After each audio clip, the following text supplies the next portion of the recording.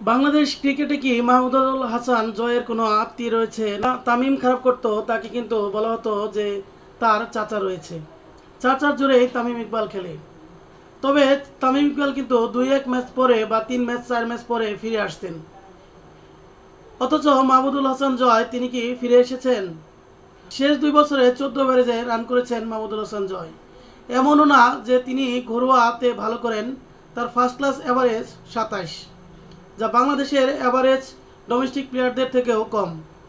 First ক্লাসে তিনি 71 ইনিংসে সেঞ্চুরি করেছেন 4টি। গত এনসিএলে সর্বোচ্চ রান করা অমিত সেখানে 60 ইনিংসেই করেছেন 9টি সেঞ্চুরি। তার অ্যাভারেজও 52 ছুঁই। নির্বাচকরা আসলে কিসের ভিত্তিতে দল নির্বাচন করেন সেটি প্রশ্নবিদ্ধ আমার কাছে। যেখানে অস্ট্রেলিয়া, ইংল্যান্ড, ভারতের ঘরোয়ার পারফরমেন্সের ভিত্তিতে দলের সুযোগ দেয়, বাংলাদেশের নির্বাচকরা সুযোগ কি দেয় ট্যালেন্টের ভিত্তিতে নাকি কোনো সম্পর্কের ভিত্তিতে?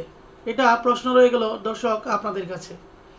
আসলে তাদের কতটুকু জবাবদিহি করতে হয় এরকম একচোখা দল নির্বাচনের জন্য সেটি দেখা দরকার। যেখানে এনামুল হক বিজয়ের মতো পারফর্মার রয়েছে, যেখানে সৌম্য সরকারও ভালো পারফরমেন্স করছে, তাদেরকে টেস্টে সুযোগ দেওয়া হয় না। তাদেরকে সুযোগ না দিয়ে দেওয়া হয় মাহমুদুল হাসান জয়কে, যিনি শেষ 2 বছরে মাত্র 14 এভারেজে রান করেছেন। তাহলে বোঝেন যে আমাদের বাংলাদেশের খেলাধুলার কি অবস্থা। আসলে ক্রিকেটকে ছাপিয়ে বাংলাদেশ এখন ফুটবলে রাজত্ব করবে কিছুদিন পরেই। এত বছর পরেও একটি দল পরিণত হতে পারছে না। ঘরোয়া লিগে তাদেরকেও যেন এখানে না নেওয়া হবে পারফরমেন্সের ভিত্তিতে। যেখানে ইন্ডিয়া এবং অন্যান্য দেশের যে প্লেয়ার রয়েছে যারা ঘরোয়া লিগে পারফরমেন্স করে এবং তাদেরকে যখন দলে নেওয়া হয় তারা কিন্তু দলে এসে সুপ্রিম পারফরমেন্স করে। অথচ বাংলাদেশের যখন নতুন মুখ নেওয়া হয় তারা 1-2টা ম্যাচে ভালো করলেও শত ম্যাচে খারাপ করা শুরু করে। মাহমুদুল হাসান জয় এমনই একটি খেলোয়াড় যাকে এখন বাদ দেওয়া দরকার।